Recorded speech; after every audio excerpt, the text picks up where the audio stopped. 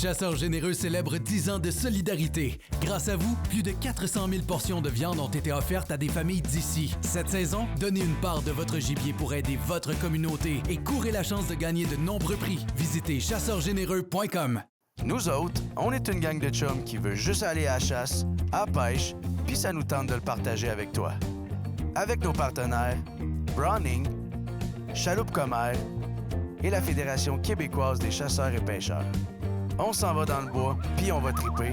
T'embarques-tu? Et puis le cadre sonne, le café commence à couler, la saison des trophées enfin arrivée.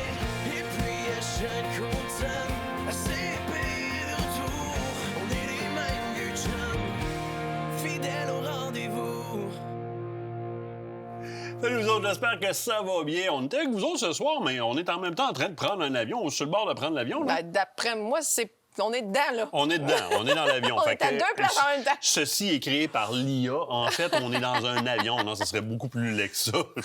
Qu'est-ce que je te dis? Hey, cette semaine, chasse au petit gibier. Oui. Mais chasse au petit gibier avec Patrick Daigle puis Éric Tremblay. Ça, c'est la réserve faunique de Portneuf. Oui, puis tu sais, écoute, c'est un beau reportage, parce qu'on s'entend que notre patte, tu l'amènes à la poule, il est content. Avec Pat, tout peut se passer. On a décidé d'appeler ça de la patitude. Oh, Il c'est y a beau, la ça. zénitude, puis il y a la patitude. C'est vrai, c'est un cran de plus, la patitude. J'aime ça. Cran de plus. Steph Pelcha, Browning, l'agence Pelcha, littéralement, qui vient nous parler du Browning 825. Attention, voyons, excusez-moi, mais du gun porn en vue, littéralement. Littéralement. Phil Descotondes qui nous parle de Saline, mais on va plus parler de comment on fait ça, mais surtout, où est-ce qu'on fait ça? Comment je fais pour déterminer où est-ce que je fais ma saline principale? Je fais une microsaline. Puis où parler est-ce un que peu je de fais ça? microsaline, ça va être super important parce que ça fait partie d'une technique de chasse qui est quand même intéressante. Château La Tonnelle du côté de Vignon. J'apporte un vin quand même très, très intéressant. Sinon, départ pour l'Afrique du Sud. On est présentement donc dans un avion, en quelque part, en train de boire un petit verre de vin rouge en direction de l'Afrique du Sud, probablement de New York puis Johannesburg présentement. Quelque chose comme ça. Puis c'est quelque chose qui vous parle beaucoup. Vous posez énormément de questions sur l'Afrique du Sud. Puis je dois dire qu'il y a encore un peu de mythe ou de mystère alentour de l'Afrique du Sud. Puis on le voit par les questions qui rentrent. Combien ça coûte? C'est loin? C'est dangereux? C'est ci, c'est ça? Mais je vais vous inviter à nous écrire pour nous parler. Puis à la limite, bien souvent, ce que je vais finir par faire, c'est de parler avec vous autres au téléphone. Ou Pat va parler avec vous autres, ou Priscille, ou encore toi, on va parler avec vous autres pour vous expliquer comment ça se passe. Parce que c'est souvent, trop souvent, un rêve que vous détruisez vous-même dans votre tête par des appréhensions.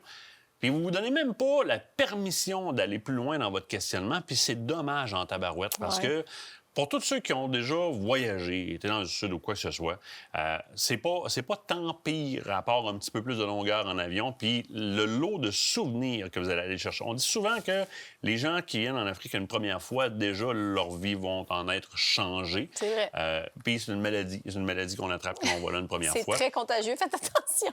Ça serait dommage de juste statuer sur l'infaisabilité du projet avant même de poser les questions. Tu sais, nous autres, notre Aventure Chasse-Pêche, l'entreprise, on fait un magazine, on fait une émission de télévision, on fait de la radio, on fait pas de booking, proprement dit. On n'est pas une agence de voyage, on fait pas d'argent à vendre des voyages en Afrique du Sud. On vous met en contact avec le pourvoyeur. Ça fait votre affaire, vous y allez, that's it, that's all.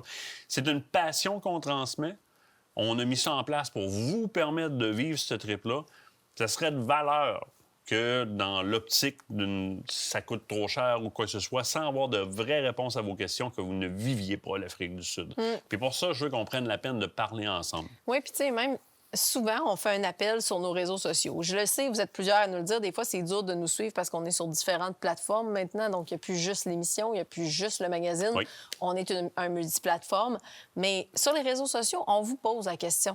Tu sais, on part, qu'est-ce que vous voulez voir? Quelles sont vos questions? Puis à plusieurs reprises dans la semaine, on le fait. C'est rare que vous répondez à ça. C'est rare que vous nous les posez. J'aimerais ça voir ça. J'aimerais ça comprendre ça. Peux-tu me l'expliquer? Tant qu'à être sur place là, cette semaine, ça va me faire plaisir de répondre à toutes ces questions-là. Et en plus, chez Elan, on les connaît super bien. Fait que si vous avez des questions, là, c'est le temps. On va aller les voir. On va avoir accès à ces endroits-là. Puis on va vous expliquer comment ça fonctionne. On va même tenter de faire cette semaine, si vous nous posez des questions, parce que là, demain, dans la journée, on va arriver du côté de Johannesburg. On va se transporter avec les Jeeps vers le nord. Ça, c'est la pourvoirie qu'on va au nord, donc dans le Limpopo, sur la frontière du Zimbabwe et du Botswana. On y va avec un groupe cette année qui a beaucoup de voyageurs, que ça fait plusieurs fois qu'ils viennent avec nous autres et qui reviennent. Certains nouveaux voyageurs qui n'ont même jamais pris l'avion dans leur vie, qui n'avaient même pas de passeport avant de penser aller en Afrique du Sud. Mais ce qu'on va essayer de faire, c'est justement comme Kate dit. Si vous nous posez des questions dans la semaine, on va tenter là-bas. Si on peut être devant, justement, la réponse, on va se filmer en vous répondant, en vous montrant ce qu'il y a. Oui. Et en même temps, ça va nous permettre de vous ramener du meilleur contenu puis des meilleures réponses. Alors là, c'est des groupes de gens qu'on connaît et des nouveaux qui montent avec nous autres au Nord. Sachez que nos dates pour 2027 sont déjà disponibles et on a maintenant aussi une destination au sud de l'Afrique du Sud qui est totalement différente. Alors qu'au Nord, on est dans les grandes plaines à perte de vue. On a le fleuve Limpopo, mais en dehors de ça, c'est relativement sec. Au sud, on est dans les montagnes, les champs d'ananas à la frontière de l'océan Indien. C'est deux territoires totalement différents. Pas mieux, pas moins, c'est juste totalement différent un et l'autre. Les deux sont grosso modo au même prix. On ne se prend pas de profit là-dessus, fait que ça vous revient à pas vraiment cher.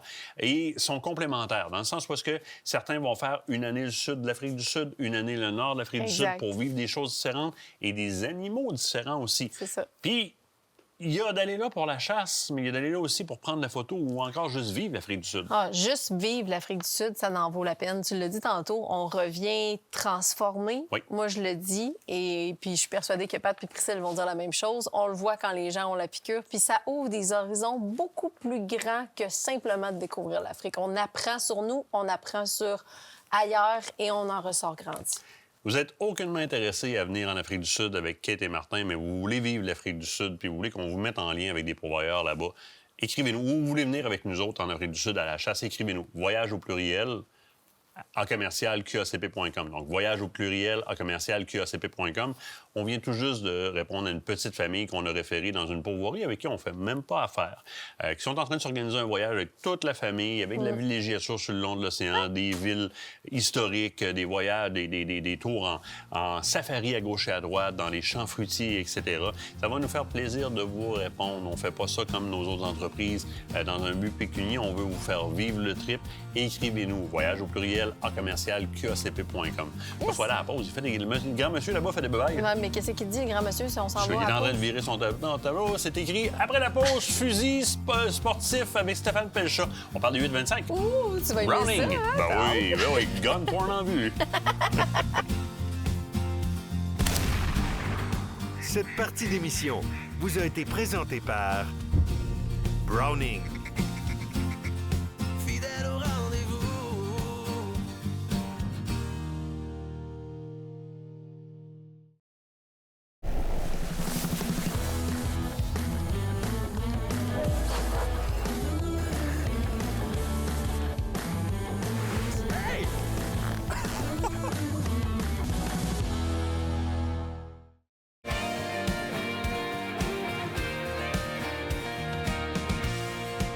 Stéphane Pelchat, Browning, je suis content que tu aies compris que tu étais bienvenu en studio.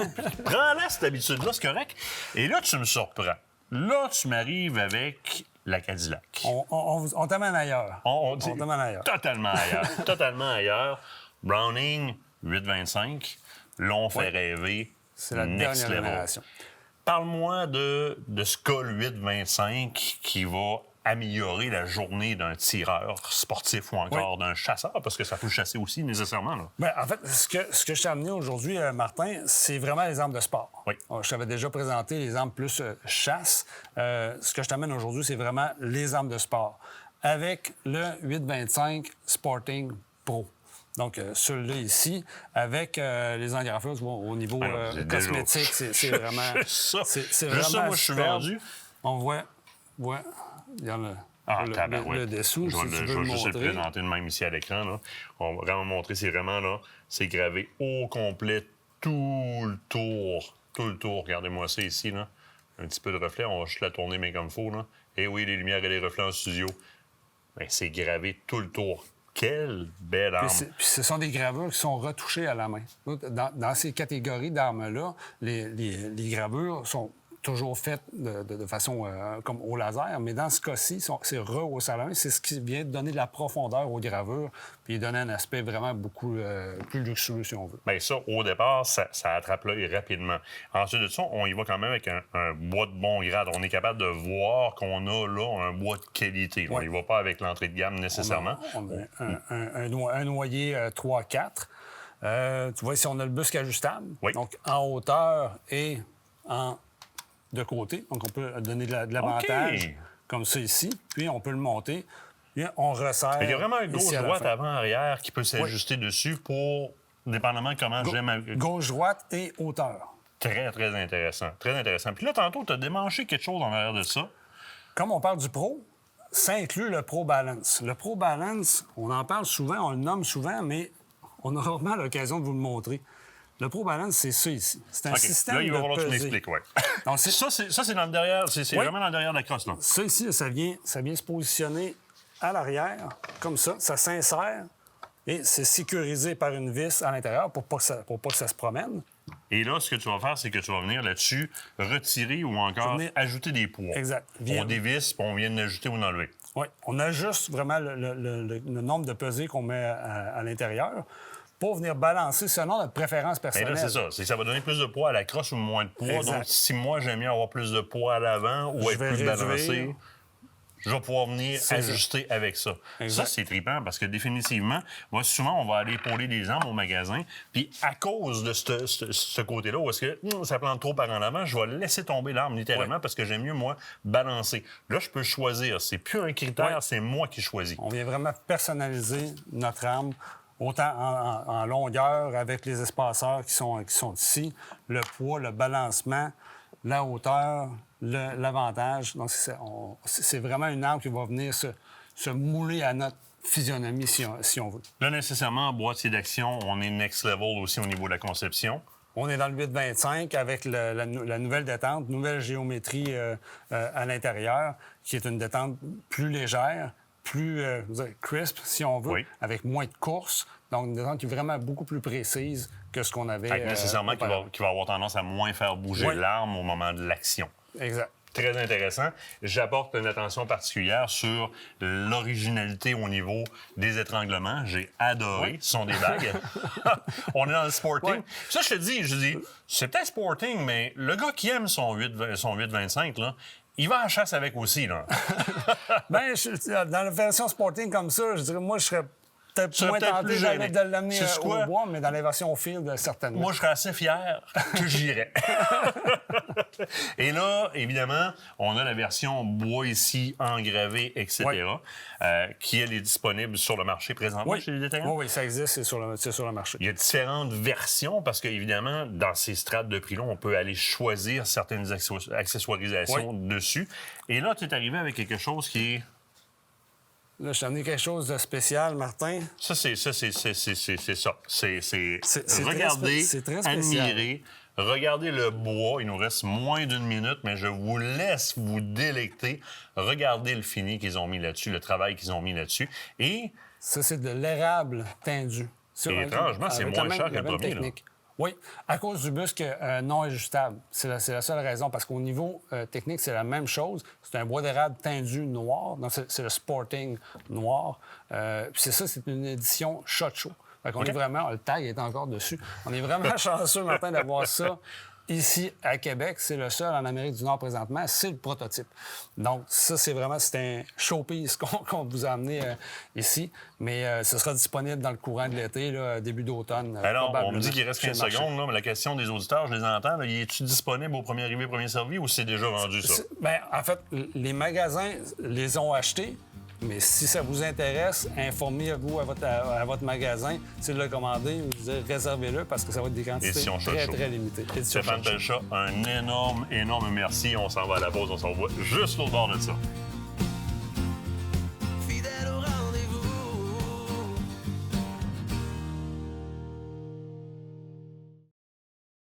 Vos aventures de chasse et de pêche commencent ici. Fit Santé, un gym qui a à cœur la santé de nos chasseurs et pêcheurs.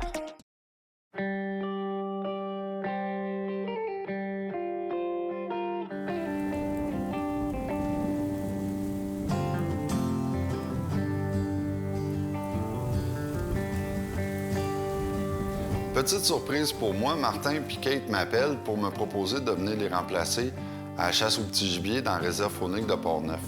Eux étaient sur un autre tournage cette semaine en même temps que nous. Donc, avec grand plaisir, bien évidemment, parce que la chasse au petit gibier, j'adore. Fait que j'ai pensé tout de suite à mon ami Éric, qui était venu avec nous en Afrique déjà 2 fois. Il dit, Éric, es-tu disponible au stick pour une petite chasse au petit gibier dans la réserve faunique de Port-Neuf?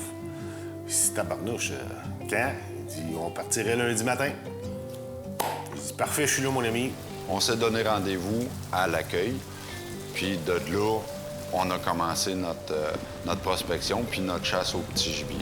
La réserve faunique de Port-Neuf, c'est avant tout une grande famille qui travaille quotidiennement à assurer la satisfaction de la clientèle. Au-delà de ça, c'est un territoire giboyeux de 775 km². On exploite à peu près annuellement 150 lacs, 11 rivières.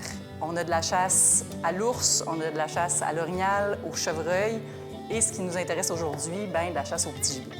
La beauté de la réserve faunique de Port-Neuf, c'est qu'on n'est vraiment pas très loin de la ville de Québec, mais aussi de la ville de Trois-Rivières. On parle d'à peu près 1h15, 1h30 de la ville de Québec, puis sensiblement la même chose, 1h30 de la ville de Trois-Rivières. Ce qui fait qu'on est une réserve faunique encore un peu méconnue comparativement à certaines réserves de la région de la Mauricie ou encore la réserve faunique des Laurentides, mais on n'est vraiment pas très loin, situé dans la région de Port-Neuf. Vraiment une belle réserve à découvrir. Dû à l'immensité du territoire de la réserve faunique de Port-Neuf, notre première journée nous a servi de prospection. On a utilisé le véhicule, on a couvert énormément de territoire et ça nous a aussi permis de cibler des zones qui nous semblaient le plus propices et le plus prometteurs pour nos futures journées, nos prochaines journées de chasse au petit gibier.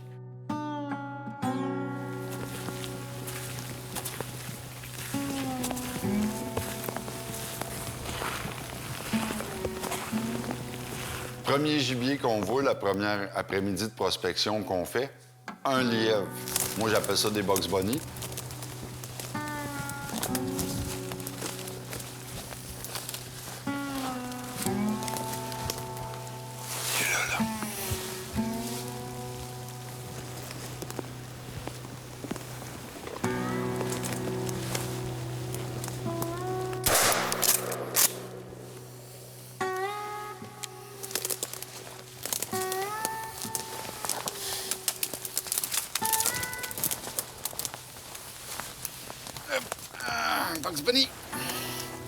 Mais un beau lièvre marbré, il est sur le changement de couleur. Il est rentré d'un framboisier. Ça a été un petit peu difficile. Le terrain n'est pas très facile où ce qui était. Mais on a tiré notre épingle du jeu. Il a fait une erreur. J'ai pris ma shot. Et voilà, premier gibier de la journée, un lièvre. C'est pas une espèce qui est très abondante dans la réserve faunique de Port-Neuf. Par contre, à l'occasion, il y a certaines personnes qui viennent à bout d'en récolter. Mais c'est pas le gibier principal dans les petits gibiers. Ça reste que c'est la gélinotte qui est très prisée sur le territoire. Ensuite, après la récolte de Pat, on est parti, on a continué la prospection. Puis là, vu que Pat avait tiré le premier, on s'est dit, bon, ben ça va être chacun notre tour, tu sais. J'étais le deuxième, puis Nick était le troisième, puis après ça, la boucle continuait. On continue notre prospection, on tombe sur une perdrix. On débarque du camion, mais là, la perdrix était très farouche. Elle se déplaçait rapidement. J'ai été obligé de la récolter sans que Nicolas soit capable de prendre des images acceptables, mais au moins, on l'a récolté pareil. C'est sûr!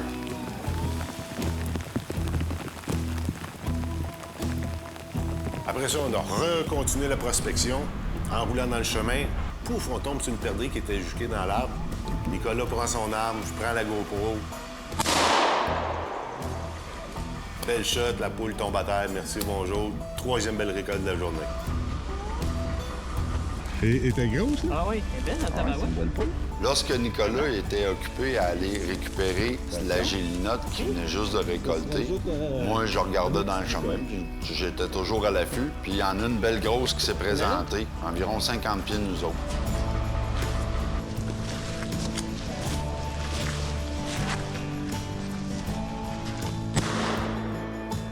Le tir était bon, mais il manquait peut-être un projectile ou deux dans l'animal. On l'a cherché pendant pratiquement une demi-heure. La noirceur s'est installée. La pluie abondante était là. Ouais, elle est en bas, là. On a vraiment tout fait ce qui était en notre pouvoir pour la retrouver. C'est le cœur gros que j'ai été obligé de la laisser là puis pour pouvoir la ramasser parce que, honnêtement, ça m'écarte. Mais bon, c'est la triste réalité de la chasse au petit gibier à l'occasion juste irrécupérable.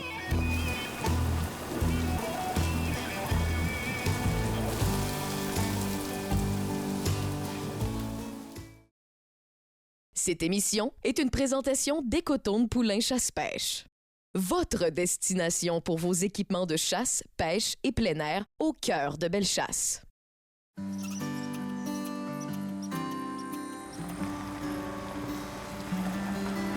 La raison pour laquelle on se rencontre aujourd'hui, c'est spécifiquement pour parler de la chasse au petit gibier. Dans la réserve faunique de Portneuf, on est situé dans la zone 27. Ce que ça veut dire, c'est que ça permet à chaque chasseur de récolter 5 gibiers par jour, que ce soit tétra, gélinote ou lièvre, pour une possession de 15. Comme petit gibier, on retrouve principalement le tétra du Canada, la gélinote huppée et le lièvre d'Amérique. On a un super habitat pour ces espèces-là. On est en forêt mixte, on a des jeunes forêts, on a des forêts matures. Ce qui est important de dire aux clients, c'est qu'il ne faut pas qu'ils hésitent à sortir des chemins. Les petits sentiers sont à exploiter.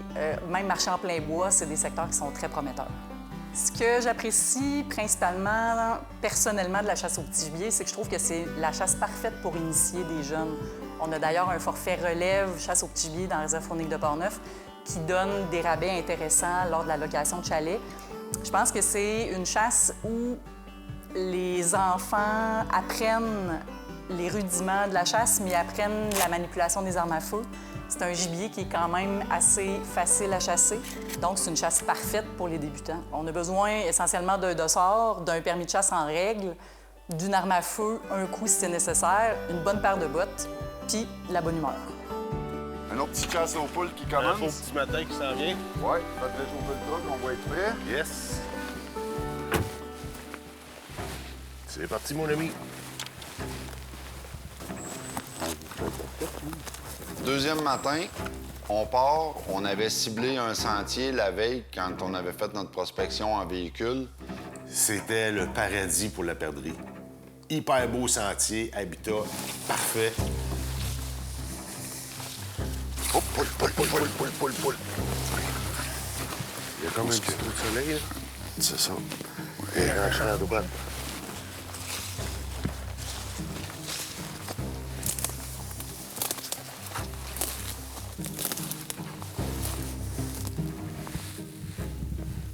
Dans l'épinote fournie comme ça, je pense que on va attendre voir en revenant, voir si ça sera pas revenu.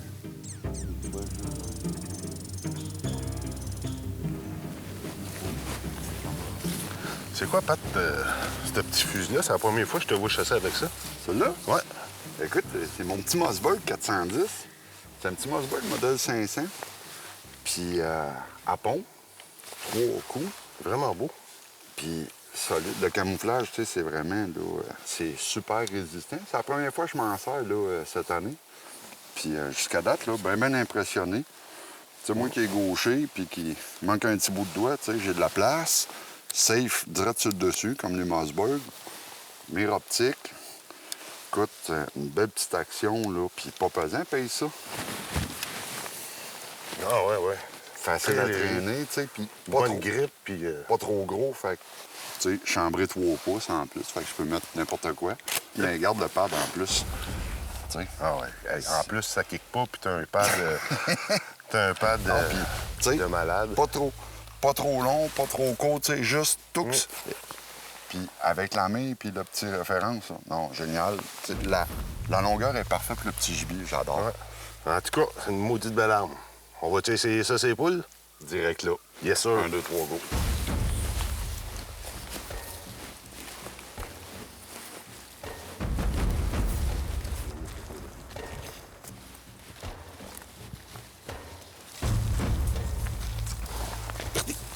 Partez. Oui.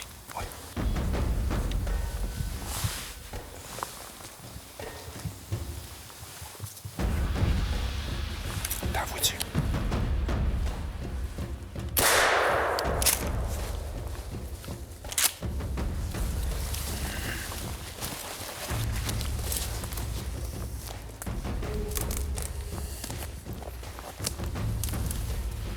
C'est que ça, mon Eric? Yes, sir! La poule! T'as mis le Mossberg à l'épreuve? Mossberg à Ça a l'épreuve, bien fonctionné. 410. Check les belles couleurs. Ouais. Belle poule. Oui, puis dodu. Ouais. Tu sais, regarde, tantôt, là, on parlait, là. Viens voir, là. Dissimulation, là. Viens voir, là, regarde, il y a des fougères, là. Tu sais, regarde avec les couleurs, là. Tu sais, t'as couché à terre, là. Ça marche. T'en mets ici, là, en marche, là. Puis elle passe là-dedans, puis elle fait pas trop de bruit, tout. Tu sais, regarde, tout est moelleux. trempe, tout est spongieux, là. Elle était dans les feuilles, au travers des branches. Écoute, je l'ai vu passer. Fraction de seconde. Fraction de seconde, puis là, ben, c'était ça ou ben non, c'était parti. Rien. Bel job! Une Yes. de plus! Fidèle au rendez-vous. Fidèle au rendez-vous.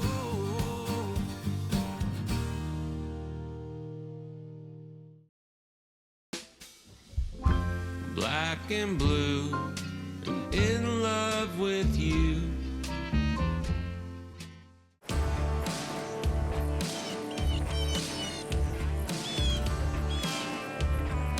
En arrivant ici, j'ai été très surpris. Je ne m'attendais pas à ça pantoute. C'est la première fois que je venais sur un territoire de la CEPAC. Chalet incroyable.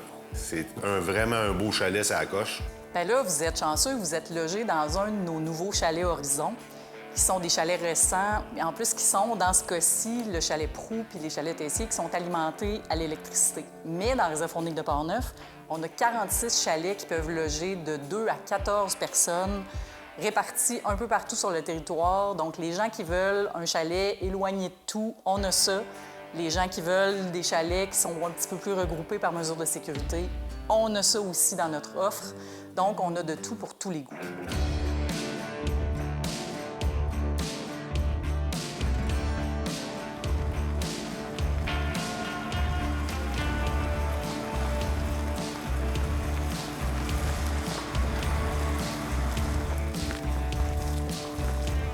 Ce que je préfère de la chasse au petit gibier, c'est le fait qu'on peut pratiquer ça entre amis. C'est pas compliqué. On part 2, 3 personnes. Qu'on fasse du bruit ou qu'on fasse pas de bruit, ça n'a pas d'importance. Tout ce qu'on a à faire, c'est prendre une bonne marche dans la nature. Le petit gibier, c'est un gibier qui est toujours à nous surprendre. Il est toujours là où on s'en attend pas. C'est toujours une surprise. Le petit gibier, c'est une grosse boîte à surprises qui est super agréable. T'as pas de stress, de silence, de bruit, de ci, de ça. Tu marches en bonne compagnie, tu jases, puis l'action, tu tombes sur l'action un moment donné, puis c'est juste un plus quand tu vois des poules. Ah, mais t'as une perdrix, moi. Je serais là. Elle est allée le chouquer. Elle est partie loin un peu. Parce que les épinettes sont quand même ouvertes. Elle peut aller bien loin parce qu'il y a un genre de swamp ou quelque chose juste là. Elle s'est jouquée ici, à quelque part. Le défi cette semaine, c'était de faire des approches pour nous permettre de faire un tir éthique, un tir efficace. Les perdrix cette semaine, les gélinottes, étaient sur le speed, on va le dire comme ça, étaient beaucoup plus nerveuses, donc nous laissaient beaucoup moins approcher pour qu'on puisse faire un maximum de récolte.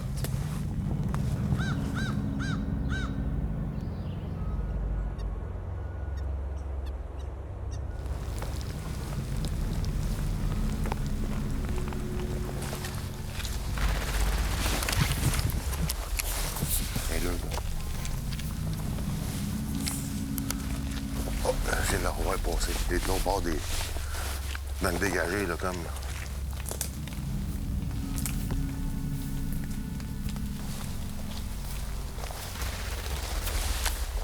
Il l'a relevé. Ouais, mais là, elle vient de traverser là-bas. Là. Tu l'as relevé, hein? Ouais.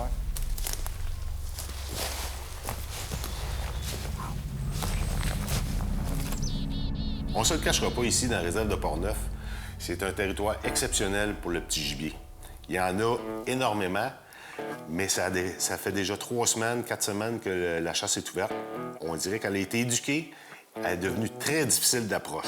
On la voit, Mais de l'approcher, ça l'augmente le défi une coche supérieure. Là, ça fait 2 poules qu'on lève. Ouais. Elles sont plus nerveuses. Hein? Ben, tu sais, on dit que la chasse, c'est...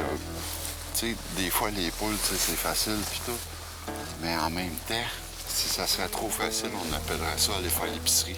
C'est en plein ça. Tu sais, bonne ils ont un explication. instinct de survie. C'est des animaux, mais c'est pas complètement débile là, comme patente. Eux autres, C'est eux des autres, proies tout le temps. Ben, c'est des proies, ces oiseaux-là, puis ils le savent. Elle était juste là, là. C'est la branche qui bouge, là. Moi, je vais aller un peu plus loin. Pour que si elle a à partir, elle ne s'est pas tentée de partir par là, qu'elle soit tentée de partir par là. Mm-hmm.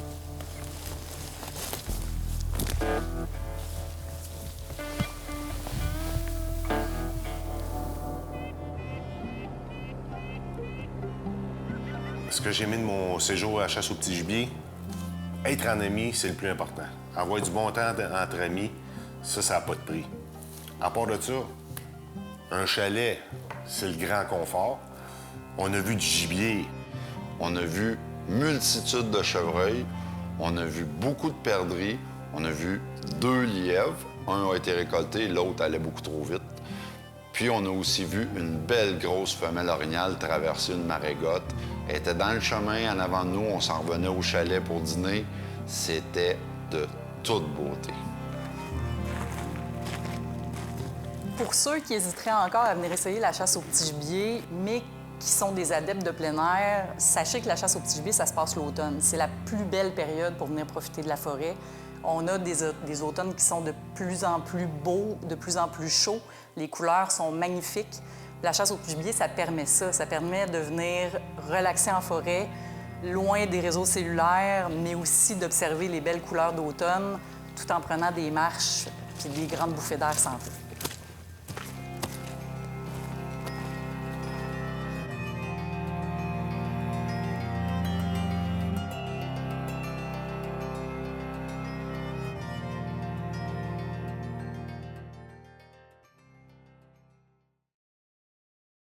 Écotone est fier de vous présenter cette partie d'émission.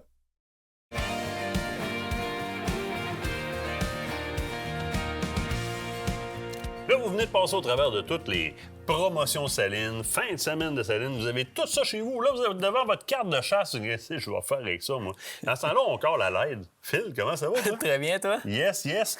C'est une chose de faire des salines. Le concept, on le connaît. On va amener des minéraux à l'animal. Absolument. Mais il y a des emplacements de choix, puis il y a des stratégies aussi dans l'emplacement de nos salines, puis la façon dont on va faire nos micro-salines, qui sont importantes. Je te donne un exemple qu'on voit régulièrement. On reçoit des photos au magazine de gens qui nous montrent leurs salines, sont fiers de nous montrer leurs salines, en plein milieu d'une clairière au soleil. C'est pas le bon choix à faire. C'est parce que c'est pas optimal. Tu sais, il faut toujours garder en tête que quand on fait une saline, premièrement, il faut que le gibier, que ce soit le chevreuil ou l'orignal, c'est la même chose, il faut qu'il se sente en sécurité. Dès qu'un de ces deux cervidés-là est à découvert, ou comme en plein milieu d'un bûcher, par exemple, des fois on voit ça, mais déjà là, l'orignal ou le chevreuil se compromet pour sortir, pour aller licher sur le bloc ou sur la souche où ce qu'on met les minéraux et tout ça. C'est une grosse chance qu'il prend avec. Ça veut dire que la première notion, si on veut retenir celle-là comme on va faire point A, là, on va essayer de faire ça dans un milieu où est-ce que le gibier n'a pas à regarder tout le tour pendant qu'il va chercher ses minéraux. La un sécurité. milieu relativement couvert. Absolument. Un sous-étage forestier ou quelque chose comme ça. Moi, ce que j'adore le plus, c'est vraiment, comme tu dis, tout ce qui est sous-étage. Donc, tu as une forêt mature, puis après ça, tu es capable de t'installer, faire ta saline directement dans la forêt. Ou en bordure. Puis quand je dis en bordure, c'est vraiment en bordure. Même que moi, je vais préférer davantage la faire, je vais dire, environ 10, 20, 30 mètres. Rentrer dans le bois. Dans le bois tu prends la directement. lisière du bois, tu te rentres un peu dans le bois. Oui. Tu sais, des fois, on aime tout ça, chasser dans des grands bûchers, à l'orignal, on voit du territoire, tout ça. Bien, ma saline, des fois, je vais me faire juste un petit corridor, directement rentrer dans le bois. Fait que comme ça, si des fois, je viens qu'à faire une chasse en affût, puis que je veux absolument avoir un visuel sur ma saline, bien, elle est dans le bois, puis ensuite de ça, bien, le gibier va se sentir beaucoup plus en confiance parce qu'il est directement dans le bois, il est en sécurité. Tu sais, il y a une autre notion qui vient avec ça, tu vas faire ta saline, un petit peu comme quand on cherche une place pour bêter à l'ours. où est-ce qu'il y a des animaux qui passent. Absolument. Quand tu me parles d'une lisière de forêt, bien, naturellement, c'est généralement là où est-ce que les orignaux ou les chevreuils vont longer par la forêt pour sortir se nourrir dans le champ du cultivateur, par exemple. Exactement. Fait qu'on devrait déjà trouver du passage de chevreuil ou encore d'orignal. Dans des territoires qui sont forestiers, Ouais. tu vas faire une recherche de passes naturelles, j'imagine? Je fais toujours des recherches, puis les microsalines, ça m'aide un peu pour ça parce que généralement, dans un territoire donné, j'aime toujours avoir tout le temps quelques plantes disponibles. Donc, je fais souvent des tests. Bon, puis ce que ça me permet, c'est qu'au bout d'1 an, 2 ans, ça me permet de voir, OK, bon, bien, la saline que j'ai faite sur tel plateau, il n'a pas passé tant de gibier. Ça vaut peut-être bien pas la peine que je la renouvelle. Contrairement à l'autre qui est dans la coulée sur le bord d'un petit ruisseau, un petit ruissellement, tabarnouche, j'ai de l'orignal là, c'est sans bon sens, il en passe tout le temps, puis du printemps aller jusqu'à l'automne, bien, celle-là, je sais que je vais la renouveler, puis peut-être que l'année prochaine, je vais investir un petit peu plus. Bien, c'était peut-être même une microsaline test à ce moment-là qui t'a coûté une douzaine de piastres parce que tu as pris un Ziploc là-dedans, un Ziploc là-dedans, puis un Ziploc là-dedans pour faire un test, une caméra après ça, puis tu te rends compte que ça fonctionne. Tu as parlé de cours d'eau. Ça, c'est un autre point qui, moi, est très important. Tiens, là, on se souvient. Couvert, passage naturel, accès à l'eau. Quelle importance t'accordes à l'accès à l'eau quand tu installes une saline? En dedans de, je te fais une règle du pouce, là, 75 à 100 mètres au maximum, puis je dis bien au maximum, il faut qu'il y ait un cours d'eau, il faut qu'il y ait de l'eau. Okay. Quand je dis un cours d'eau, c'est pas obligé d'être une rivière de 15-20 mètres de large. Là. Ça peut être un petit ruisseau, ça peut être une petite mare naturelle où on est capable de conserver de l'eau pendant une bonne partie de l'été. Ça peut être juste un petit ruissellement, puis avec comme un genre de petit cric avec une petite fosse naturelle. C'est en masse, ça n'a pas besoin d'être gros. Là. Souvent, c'est des indices que quand les températures vont monter, le thermocline de l'orignal, tu me corriges, je me trompe, dans le coin de 14 degrés Celsius, 14-15 degrés 14, Celsius. Ça fait du sens, Quand tu as un coin qui a un petit cric naturel comme ça, on sait que naturellement, si on prend la température dans le bûcher, dans le bois, puis qu'on rentre dans le coin où est-ce qu'il y a le cric, on va avoir une différence de température qui va être très intéressante. Fait que j'améliore encore plus mes conditions puis mes chances de passage de cervidés dans ce coin-là.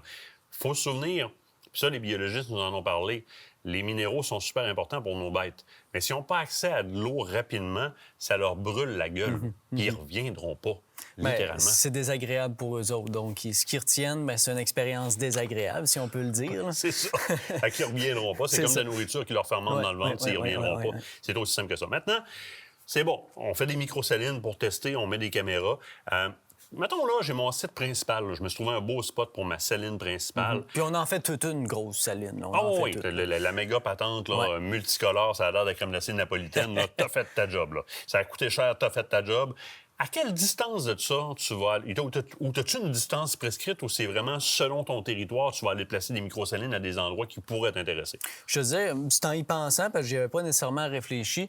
Moi, ce que je vais faire, bien souvent, j'essaie de me garder au moins un 200 mètres entre chaque microsaline. Puis ça, c'est une règle personnelle. Là. Il n'y a pas écrit ça nulle part ou quoi que ce soit. J'essaie de les faire quand même assez proches quand que je suis capable pour créer des sentiers naturels, des fois d'un point A, B, C, pour faire des réseaux de sentiers naturels. Mais je les fais pas tout le temps trop proches non plus. C'est pour ça que je parle à peu près un 100 mètres de différence, parce que si je viens qu'à faire un affût proche d'une de ces salines-là, bien là, c'est parce que je veux pas que l'autre qui est juste à côté me nuise, puis finalement, j'étais au point A, puis j'aurais dû être au point B. Là. Quelle distance tu vas garder, mettons, avec un affût d'une saline? Il y a des gens qui vont aimer chasser directement sur une saline. C'est correct. Ça amène un certain achalandage. Mais moi, ce que j'aime bien, c'est que je me sers de ma saline comme point attractif dans mon territoire. Donc, ce que je sais, c'est que ma saline, elle amène du gibier. Fait que de cette manière-là, bien, je suis capable de chasser, par exemple, 200, 300, 400 mètres autour de la saline, surtout quand je suis à l'orignal, je suis en déplacement, puis je sais que ma saline va drainer du gibier. Voilà. Pour le chevreuil, c'est un peu la même chose. Pendant, pour le chevreuil, bon, j'installe beaucoup de caméras, puis je fais plus de chasse à l'affût stationnaire, que je vais surveiller des trails ou des emplacements. Mais tu sais, ceux qui préfèrent chasser sur une saline, c'est quoi qui se fait? Mais moi, j'utilise davantage la saline comme point qui va rassembler le gibier sur mon territoire. Ça te permet de connaître ton gibier. Oui. Puis là, tu fais des petits bureaux de recensement alentour avec des microsalines qui te donnent un coup de main. Ça, c'est un must. Moi, j'ai développé un gros intérêt à faire des microsalines ou encore des micro-zappas. D'un fois pour aller voir où passent mes bocs, mais aussi proche de mes sites principaux. Puis je m'explique. j'ai tellement vu souvent un dominant rentrer sa saline. Là, je vois sa caméra, les autres virent autour. Les autres virent autour, mais ils s'arrêtent pas de nulle part. Ils Ils peuvent présentent pas. pas. Tant que le dominant va être là. Ça bloque. Fait que souvent, là, moi, je vais investir un petit peu. Puis alentour de mon site principal, ma saline principale, je vais me faire des micro-salines. Justement, un 150 mètres, un 150 mètres, même des fois, juste 50 mètres, c'est en masse. Une deuxième si j'ai souche pas trop loin. Exactement. Ça va permettre souvent aux lieutenants, par exemple, si on parle d'orignal, ou au plus petit buck ou au petit spike, Les si on parle de subordonnés, chevreuil, ouais. ils vont rentrer en même temps. Puis là, sur ta caméra, tu vas voir, il y a des yeux là-bas, il y a des yeux là-bas. Ben oui, ça a fonctionné. Tu es en train de donner des minéraux à toute la gang, puis tu entretiens un achalandage, puis tu fais un meilleur recensement. Parce que là, tu es capable de voir tout ce que tu as sur ton territoire. Ça, j'adore ça, faire ça. T'amènes quoi pour faire une microsaline? Ben, en fait, c'est vraiment pas compliqué. Ça prend des minéraux. Oui. OK, puis la majorité des sacs que j'ai ici de minéraux, on est capable de les séparer en 2, puis des fois en 3 si on veut. On se fait des vraiment ziplocs, là. séparer, des ziplocs comme tu le mentionnes. Une poudre volatile, Oui. faire de l'odeur. Puis finalement, moi, ce que j'aime, c'est soit un spray liquide odoriférant ou sinon une jam. Oui.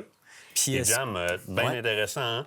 Ici, 4 petits sacs qu'on dissout dans un 4 litres d'eau avec le petit cric qu'on a trouvé. Ouais. Et ça nous fait des gallons de jam. Donc, on amoindrit le poids c'est pas énormément. gros, c'est léger. Puis tout ça se met facilement dans un sac à dos, puis on est parti pour une journée pour faire 2, 3, 4 salines.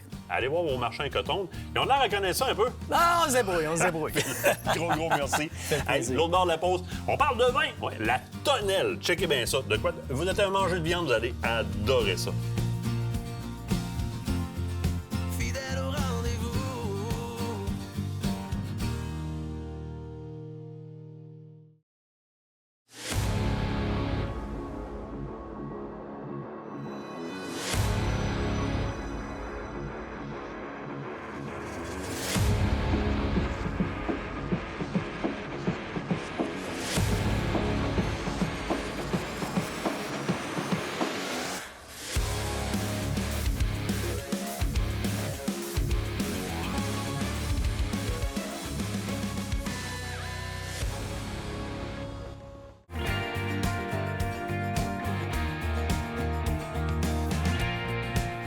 Lorsque vient le temps de choisir un bon vin, on est dans la période où est-ce qu'on est en train de finir de passer nos viandes dans le congélateur. C'est pas toujours facile de choisir quand on arrive en avant des tablettes. Il y a du choix à n'en plus finir. Mais nous autres, chez Aventure Chasse-Pêche, on est chanceux. On a un conseiller personnalisé, nul autre que Martin Bourget. Bonjour, Monsieur Bourget, vous allez bien?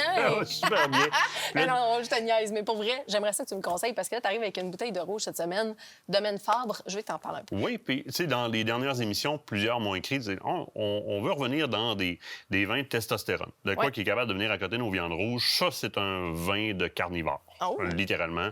Tu vas aller sur des viandes à la limite fumées, magrets, marinées, des viandes rouges fortes, du caribou d'hiver même, un peu ferreux, etc. Tu vas avoir besoin de quelque chose qui va venir soutenir ça. On va se souvenir que le vrai principe d'un accord mets-vin, c'est un vin qui va pouvoir bien rincer ta bouche pour que tu puisses profiter de ta prochaine bouchée. Oui. Pour du fromage bleu, tu vas boire du Porto, par exemple, qui va aller avec, qui va bien rincer ta bouche. Donc, quand on s'en va dans des viandes qui sont très goûteuses, nos viandes de venaison, souvent, sont très goûteuses. Oui. Eh bien, c'est sûr que si on arrive avec un pinot noir qui est très, très, très doux, très, très, très simple, bien, il ne préparera pas ma bouche adéquatement. Par contre, ça ne veut pas dire que c'est pas le bon vin à boire avec. OK. Quand tu commandes une liqueur avec une poutine, la liqueur, c'est ton choix de liqueur, ton choix de goût.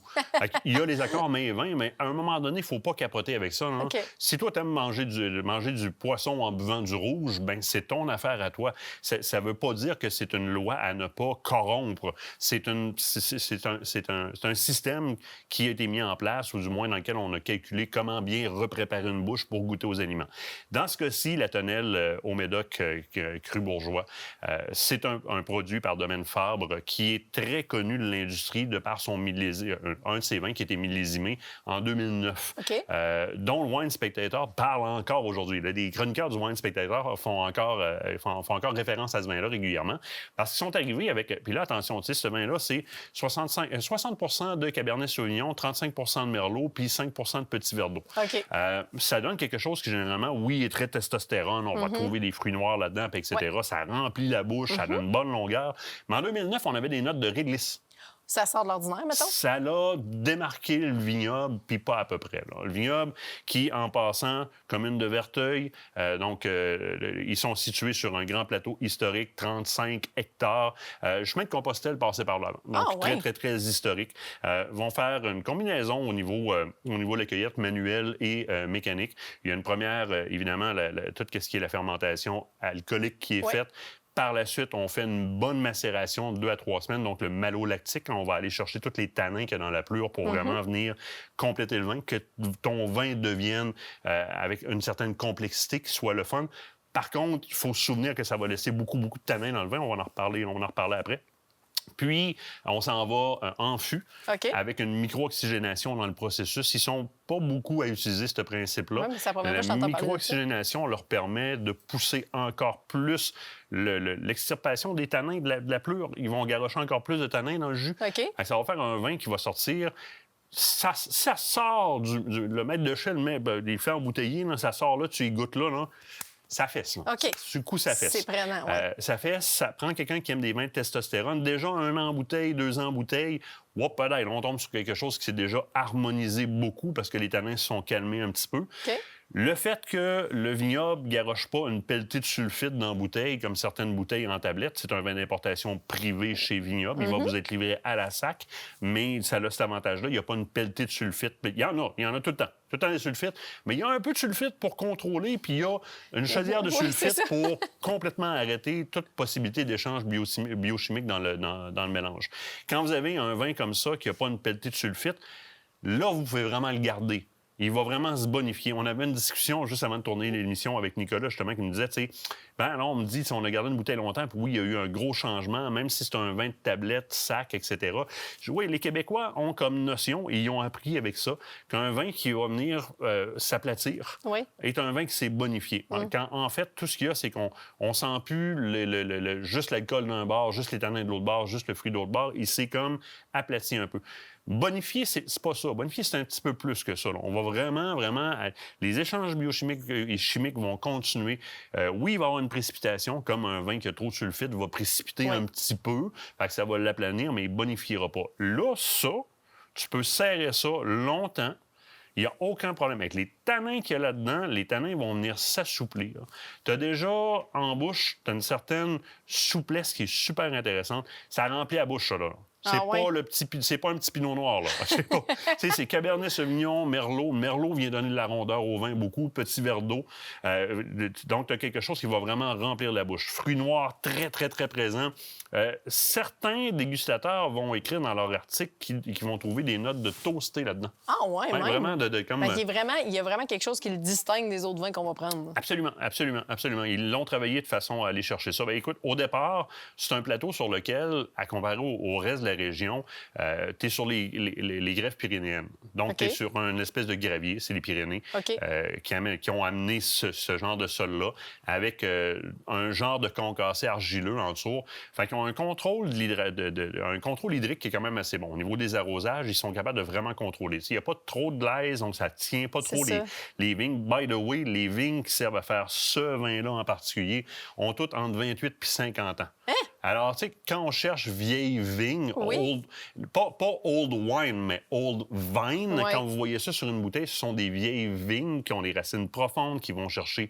Ils vont aller chercher 100% du terroir. Tu sais, le terroir, là, c'est un combiné de ce qu'il y a dans le sol, parce que veux pas, tu veux créer un fruit, ta vigne, elle va se nourrir des minéraux qu'il y a dans le sol. Fait que ce que ton fruit va goûter dépend de ce qu'il y a dans le sol.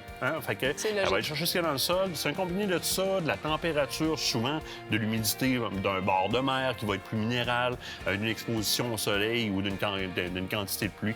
Alors, tu arrives avec quelque chose qui va se coucher sur n'importe quelle viande rouge, sautez là-dessus, allez sur le site de Vignoble pour celui-là ou encore plein d'autres bonnes suggestions. Commandez-le, il va vous être livré à sac. Celui-là, vous le regretterez pas, mes carnivores. En tout cas, j'aimerais ça l'essayer. Hey, c'est terminé déjà? Non, semaine prochaine, on va essayer d'autres vins, mais plus loin. Au Costa Rica. Exactement. On vous amène à la pêche au Costa Rica la semaine prochaine. Soyez des nôtres. Septembre amène à la saison